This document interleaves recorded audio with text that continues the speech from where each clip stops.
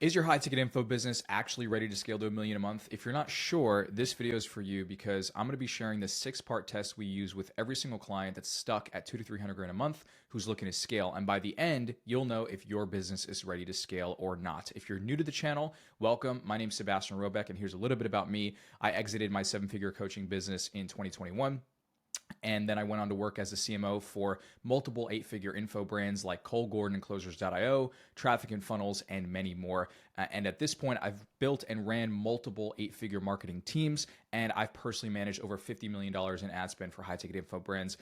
Currently, our team here at 7FM is scaling a small handful of high-ticket info clients up to multiple 6 and 7 figures a month by completely taking over their marketing department and installing our conversion ecosystem. And here on the channel, I share all the lessons that myself and my team have learned over the years and what's currently working in 2025 for high-ticket info brands. So here's what I'm going to cover in today's video: the 6 scale readiness indicators for info businesses, how to know if your offer is ready for scale, and how to break your current scaling bottlenecks. Something we've seen after working with dozens of clients over the years is that lots of founders want to grow and they want to go from 2 or 300 grand a month up to 6, 7, 800 grand a month, even a million a month plus, but they often don't know what that actually means, because the reality is as you grow your info business, like any business, with scale comes mess. There are identity shifts that need to take place, not just in your team, but with you as the founder. There's an up level that needs to happen in who you are as a human being. There's also a huge component of giving up control as you scale, which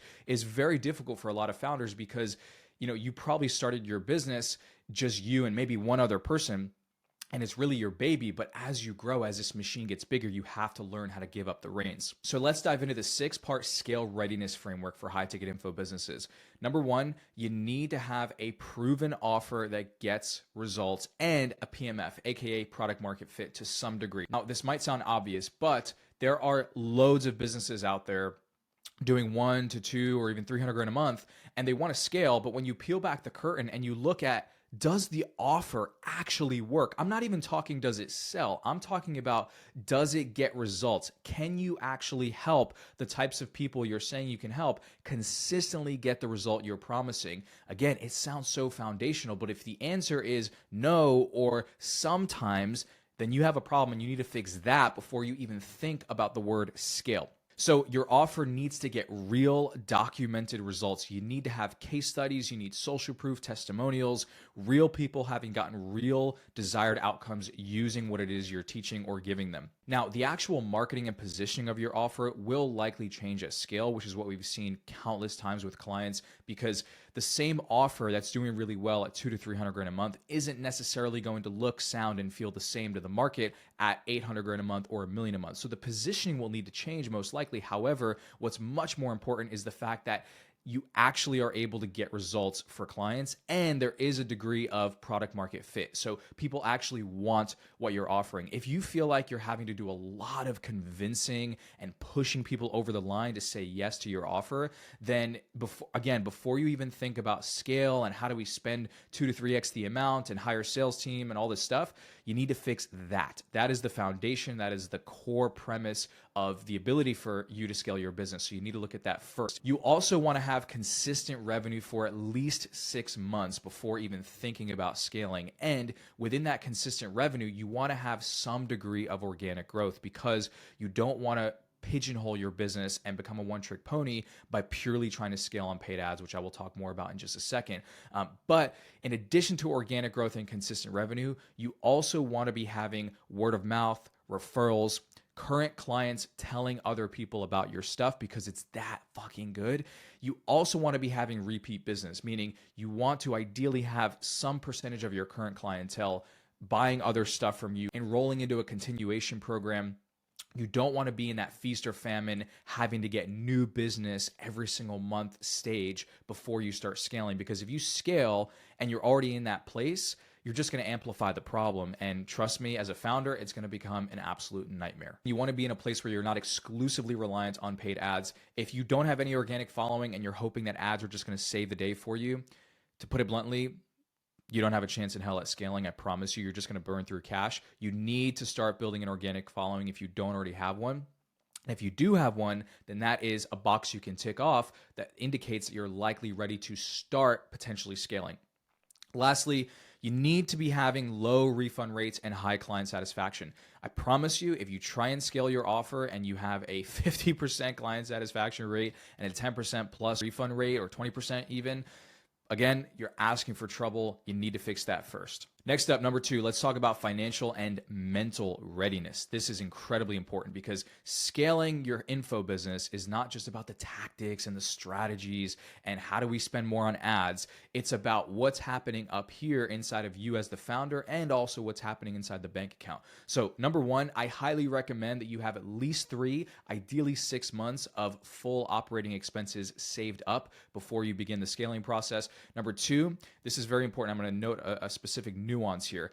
You have to be willing to invest $50K into growth and scale without guaranteed immediate returns. Now, the key word there is willing, because what I'm not saying is that you should expect to invest $50K. Let's say you double your ad spend from $50K a month to $100,000 a month and expect to get 0% returns from that additional $50K in spend and investment. You shouldn't expect that, and that almost never happens with our clients. I can't think of a time where it did. However, you need to be willing. The more important part is that you are willing internally, emotionally, mentally, because you need to understand that as you grow and scale your business, your risk tolerance as the founder needs to grow with it. If you don't follow that trajectory, it's going to be very, very difficult for you to scale. So again, you have to be willing to lose in the short term to win in the long term. Next, you need to start thinking in 6, 12, and 18-month timeframes, not 30 to 60 days. Now, don't get me wrong. Are we able to create insane amounts of results for some of our clients within 30 to 60 days? Of course, it happens. However, it's not necessarily the norm, and it should not be your expectation as a founder. You really want to start broadening your time horizon when you think about the scale and the growth of your business. And if you can do that, it's going to allow you to tolerate a lot more turbulence in the short term, which will in the long term pay off for you, your team, your clients, and the business as a whole. Next, you need to be mentally prepared for the complexity and the chaos that comes with scale. Again, I can talk about this at length, but the reality is, as with any machine, as it grows, as it gets bigger, the amount of chaos, the amount of complexity by nature increases. So you need to start preparing yourself for that and understand that there's going to be more shit that breaks, that goes off the reins. Of course, there's ways to mitigate against it. And this is not to say that scaling a business to 700, 800, $1 million a month needs to necessarily feel like this massive stress ball all the time. And actually, it does not. And if you do it in the right sustainable and peaceful. However, you need to prepare yourself for the inevitable periods and bouts of chaos that will come with scale. Lastly, you need to be comfortable breaking shit. You need to be comfortable trying new things and building past what you have. So I want to give you an example here. We have had several clients that we've worked with over the years where we've come into their business. They're doing $250,000, $300,000 a month, and they've gotten into a certain rhythm and a pattern and a way of doing things. They have their current VSL. They have their call funnel and their 1 to 2 specific strategies that's worked really well for them to get them to $200,000 to $300,000 a month. But what they don't realize and recognize fully, because they're so in their business, is kind of like you can't see the elephant when you're right underneath it. Because they're in that state, they find it harder to open up to the idea of breaking some of their current stuff to build new things that are even better and have more scalability and more depth to be able to take them to 600, 700, $1 million a month. And as a sub point to that, you need to be ready to launch imperfect systems and iterate. You can sit there and you can think about, say, a new low ticket funnel for 3 months, 6 months. You can plot it, outline it, all this shit. But if you're not launching anything, the market is constantly fluctuating. So you need to be more mobile, more nimble, and more willing to test things quickly, even if they're not picture perfect. If you want to test a new low ticket funnel, throw it up with a 2-minute VSL on the page, a headline, a checkout, bullets of what's included, and that's it. Just get something up. Getting something live and done is much better than trying to make it perfect, because you will get data faster, and as a result, you'll be able to iterate faster. This is how the big boys, the big dogs play at this level. They're not trying to make everything perfect before they go live. They'd rather just let the market tell them what they think a lot sooner so they can make even better decisions in half the time than most people are. So if any of these things I just mentioned within financial and mental readiness are not currently true, then you need to start working towards them. Number 3 on the scale readiness test is sales infrastructure that can handle volume. My Lord, I cannot tell you how many clients we've worked with over the years, especially in the early stages where we weren't quite sure who our absolute perfect client was here as a marketing firm, which is totally normal and expected.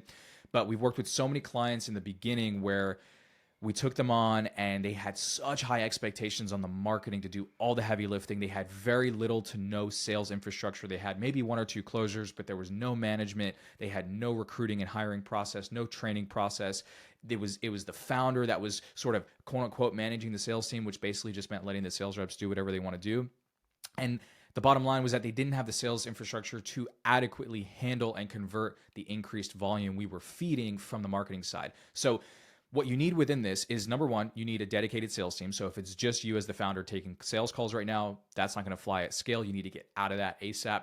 Now, if you're doing a few $100,000 a month, you likely are out of that and you probably already have 1 to 2 sales reps. So you do need a dedicated sales team that includes closers and setters. So do not neglect setters. Back in the day, 4 or 5 years ago, you could scale a business purely on inbound bookings, direct to a closer's calendar, add to VSL application. That was it. And you can grow that to a few $100,000 a month, even $1 million a month, easy. But the trust level in most people today is so much lower. So you need outbound setters to make up for that and create that human connection. More importantly, though, than just having a dedicated sales team is you need a sales manager. Now, that could come in many forms. It could be an internal sales manager. It can be an external third-party agency that's managing the sales team. Whatever it is, you need a dedicated sales manager, a head of sales, someone who is objective, able to make sound decisions, and is constantly course correcting and managing the sales team day in and day out. Because if you don't have this, I promise you, you're going to put all this effort into the marketing. You're going to go 120% effort. But if your sales output is 50% of what it should be, it's just not going to get you to where you want to go, and you're going to keep spinning your wheels, and you're also going to piss off the marketers or the agencies that you're currently working with, which is why we no longer take on clients who don't have adequate sales structures and infrastructure rather in place. It's one of our absolute must-haves for any of our clients. So you need to have this if you're looking to scale. And again, just to reiterate, you need to understand as a founder that growth and scale within your business does not solely rest on marketing and ads. It takes 2 to tango, okay? So you got to understand that. Next up, your sales department needs to have proven processes and systems in order to scale. This looks like meeting with the sales team at least 3 times a week, minimum, if not more. Having a process for QCing all of your sales team's actions, reviewing their calls, reviewing their outbound conversations, reviewing their DM conversations. Next up, you need to have accountability. So there needs to be a standard that the sales team is being held to day in and day out, and that standard cannot change or be swayed on. And lastly, there needs to be consistent training. You cannot expect your sales team to be good now and that's all they need to do, right? They have to be continuously evolving, continuously making micro tweaks and adjustments to their call track, how they're running their calls, their follow-up process. All these things need to be improved upon if you truly want to scale profitably and consistently. And lastly, if your current sales infrastructure cannot handle 2 to 3x the current call volume without completely breaking, then I would raise that as a red flag if I were you as a founder.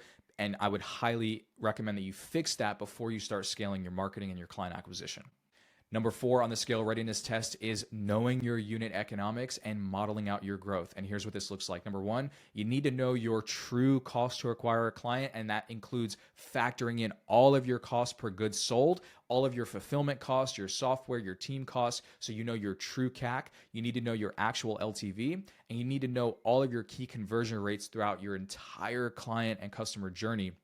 Because if you don't, you're going to try scaling on pure guesswork, not math, and that is a recipe for disaster. Next up, you need to be actively building out financial models that outline the path to growth for your target revenue goal so that you can answer the question of, if I want to hit $1 million a month, I need X amount of leads and calls at this cost and at this conversion rate. If you're not doing this currently, you must be prepared to start, because if you try scaling your business purely on, well, this kind of feels good and this seems to be working well and we got these ads, we got this VSL, and I think if we spent this much, then we'll probably get to this goal or something close to it, then I guarantee you're going to burn through cash. Your sales team's going to be pissed because they're not actually growing tied to what their capacity is and what the business can actually sustain and handle.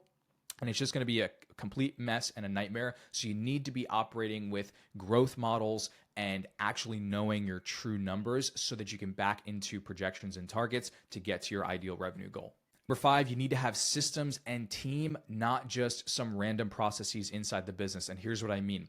Ideally, you want to be having 70 to 80% of the day-to-day operations inside the business run without your daily involvement. Because if more and more of the business is going to be bottlenecked by you as the founder, scaling and growing is going to be damn near impossible. And it's going to be exponentially more stressful for you.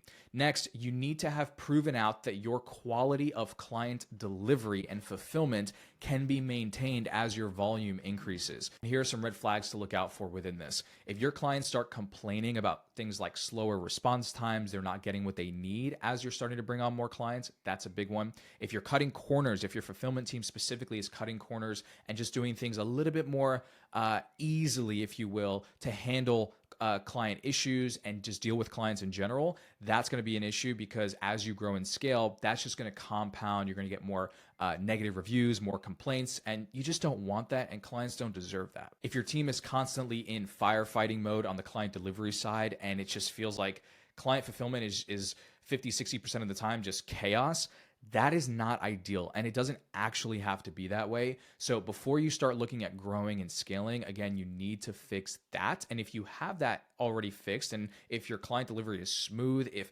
80, 90% of your clients are getting really solid results, and the last red flag here is if your refund rates increase as you bring on more clients, then that is an indicator that you have an issue on your client fulfillment side. And again, you need to fix that first. Last point here within systems and team is you either need to have a current team who can scale with the business, aka they have the experience and the skill level to scale the business, or you need to have the budget to hire for that. I'll give you an example. We talk to a lot of founders who have in-house marketing teams. Currently, they've got like one media buyer, a copywriter, an email person, and they have like a part-time, tech person or a funnel builder, but the founder is still very, very heavily involved in the marketing, and they have a team of, just to put it bluntly, sort of C to maybe even B- players on the marketing side. And I've had to be very, very honest with a lot of founders who I've spoken to, where I'm just like, look, man, your current marketing team has gotten you up to 150, 200 grand a month, but I promise you, because I've seen this countless times at this point, this team is not going to be the team that scales you up to 500,000, 800 grand a month, because, just to put it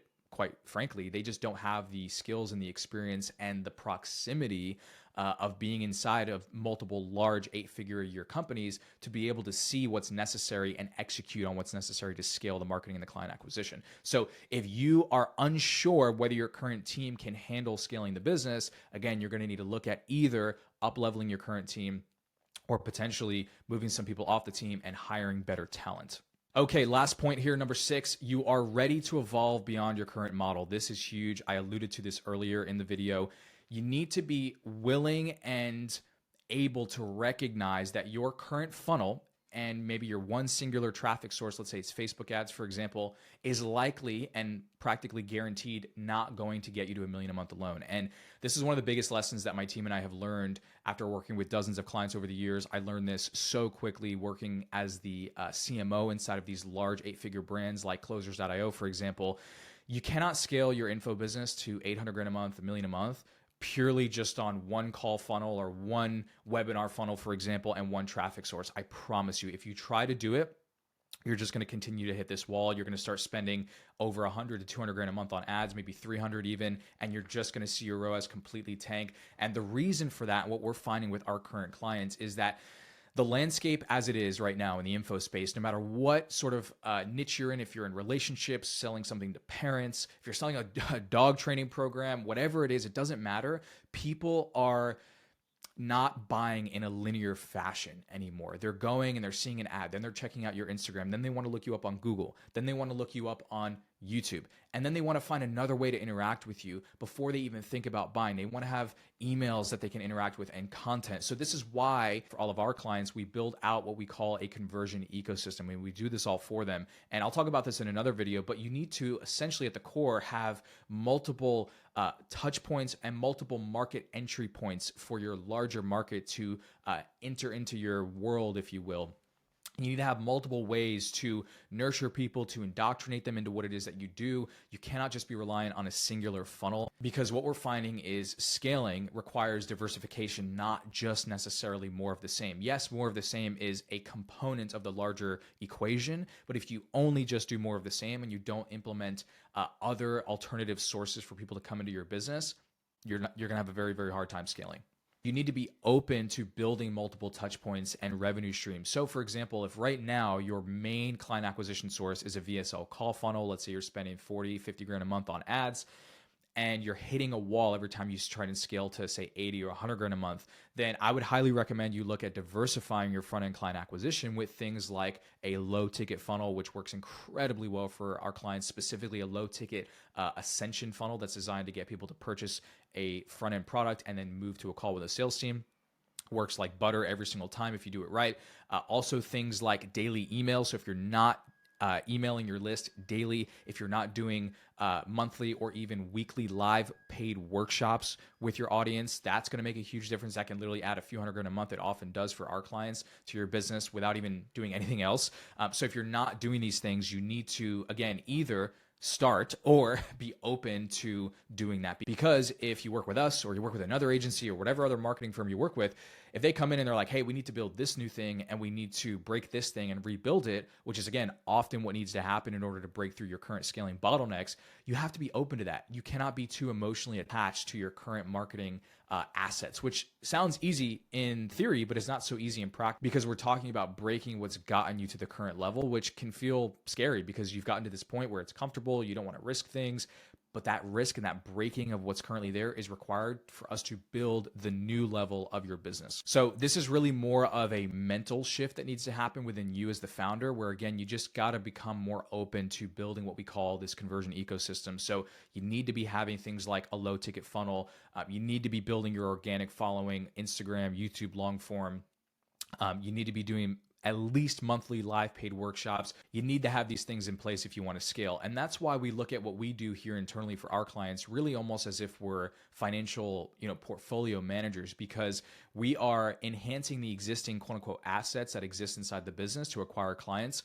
And we're also deploying new assets and sort of de-risking our entire portfolio, if you will, by diversifying the ways in which we acquire clients. So if you're not doing that in 2025 and going into the next 3, 4, 5 years as an info business, again, it's just going to be really, really tough for you to scale.